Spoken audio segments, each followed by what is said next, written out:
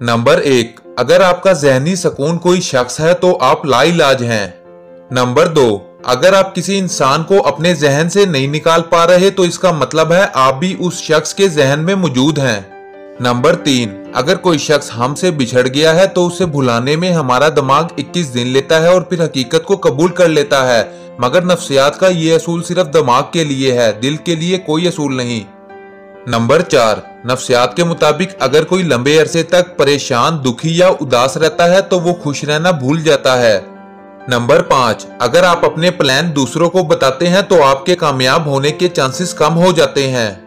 Number 6, अगर आप अपने मसाइल दूसरों के साथ शेयर नहीं करते तो आप ज़हनी तौर पर मजबूत हैं। नंबर 7, रात को सोने से पहले आपका दिमाग जिसके बारे में सोच रहा होता है वो शख्स या तो आपके गम का सबब होता है या खुशी का।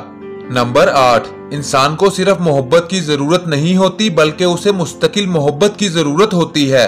जो शख्स आपको कुछ दिन मोहब्बत दे और कुछ दिन भूखा रखे तो ऐसा शख्स आपसे मोहब्बत नहीं करता बल्कि आप पर ज़हनी तशद्दुद करता है।